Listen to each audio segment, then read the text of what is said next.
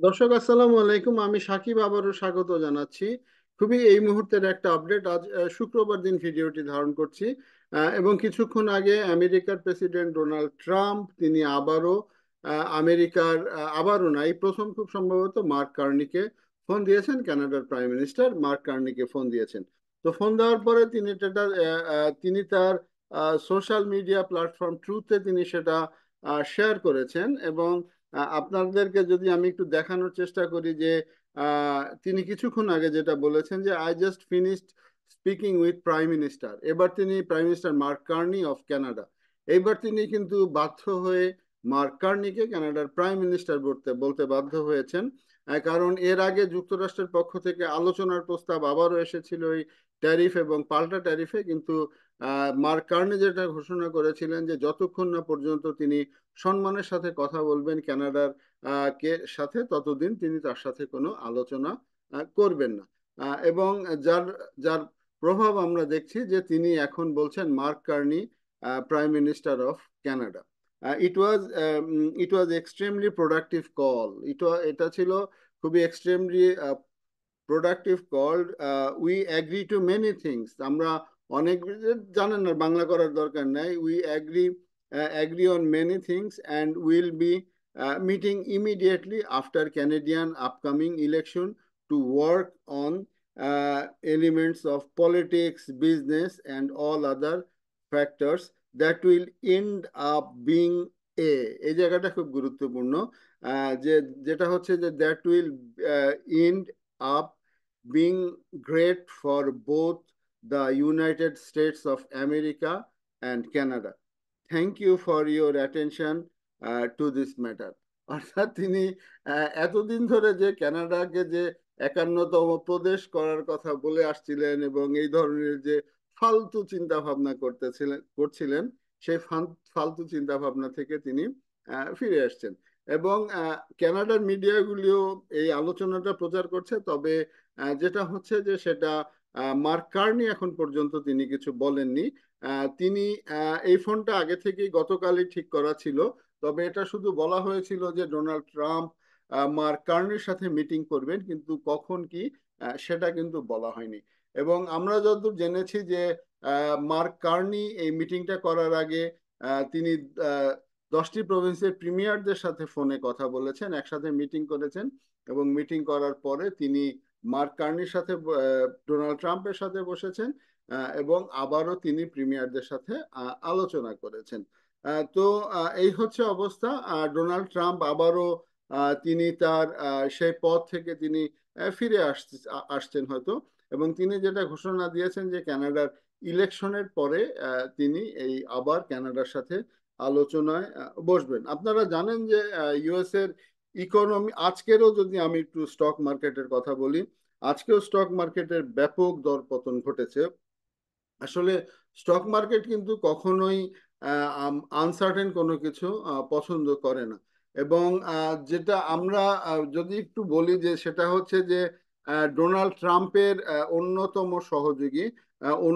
সহযোগী যিনি হচ্ছেন গিয়ে ইলন মাস্ক। সেই ইলন মাস্কের শেয়ারের দামটা যদি একটু বলি যে যখন ডিসেম্বরের 16 তারিখ যে স্টকটার দাম ছিল $263 টেসলা, সেটার দাম পড়তে পড়তে কিন্তু $226 আসে। এখন একটু উঠেছে $263।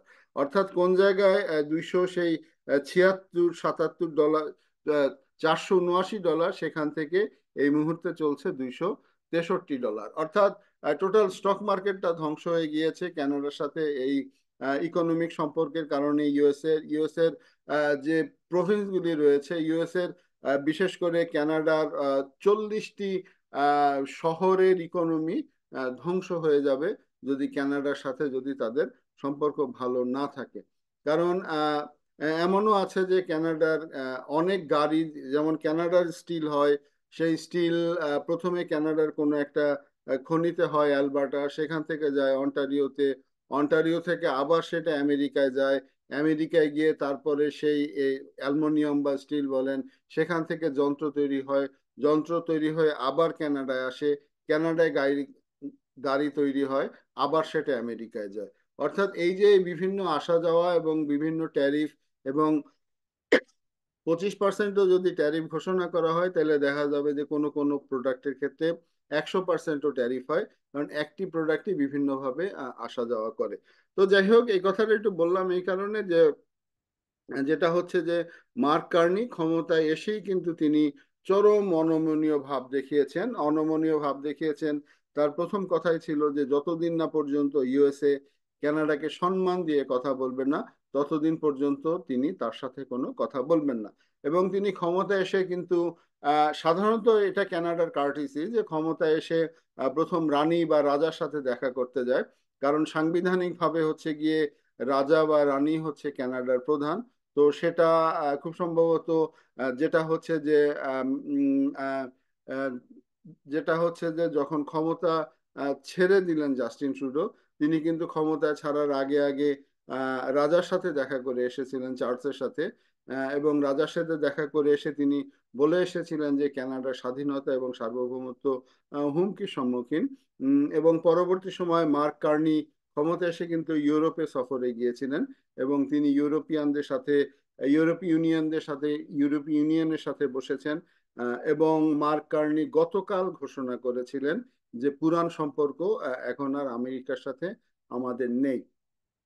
তো যার ফলে যেটা চলছিল যে ট্যারিফ, পাল্টা ট্যারিফ চলছিল, যার ফলে কানাডার গাড়ির ইন্ডাস্ট্রির তো বড় ধরনের ক্ষতি, তো সেটা আমরা বলেই আসছিলাম। আর অন্যদিকে যেটা হচ্ছে যে মার্ক কার্নি ক্ষমতায় আসার পরে তিনি আরো কিছু ট্যারিফ নিয়ে চিন্তা ভাবনা করেন এবং কানাডার শুধুমাত্র অ্যালবার্টার প্রিমিয়ার কিছুটা নমনীয়, তাছাড়া কিন্তু প্রত্যেকটা প্রভিন্সের প্রিমিয়াররাও খুবই আহ, আমেরিকার প্রতি বিরক্ত। আপনারা জানেন যে আমেরিকার প্রত্যেকটা স্টোরে এখন লোকাল প্রোডাক্টের ব্র্যান্ডিং করা হচ্ছে, একেবারে স্টিকার, বড় বড় স্টিকার দেওয়া হচ্ছে যে এই জিনিসটা, এই পেঁয়াজটা কানাডার প্রোডাক্ট, এই আলুটা কানাডার প্রোডাক্ট, এই ডিমটা কানাডার প্রোডাক্ট।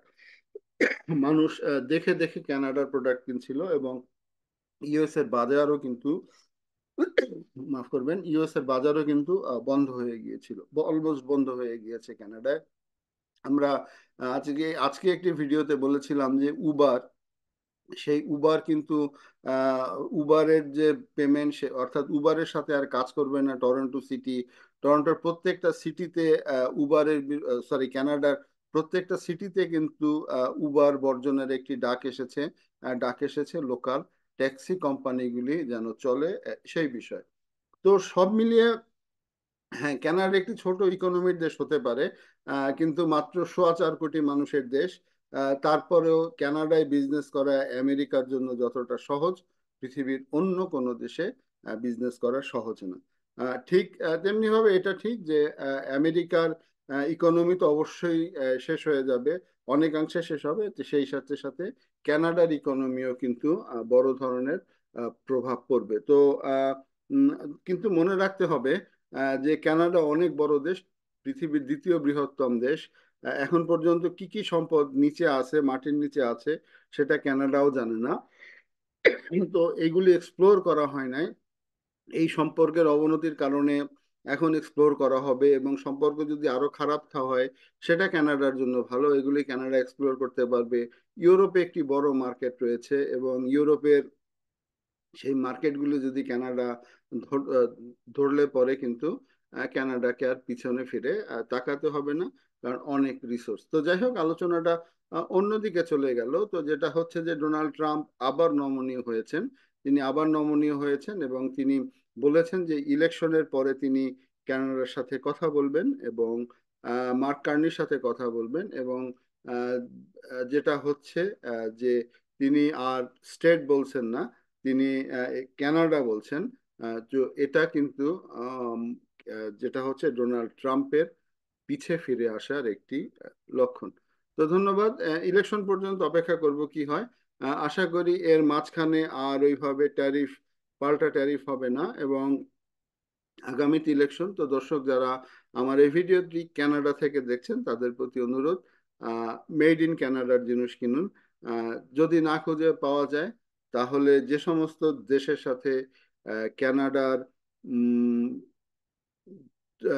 ট্যারিফ সংক্রান্ত কোনো ঝামেলা নাই, সেই সব দেশের পণ্য কিনুন।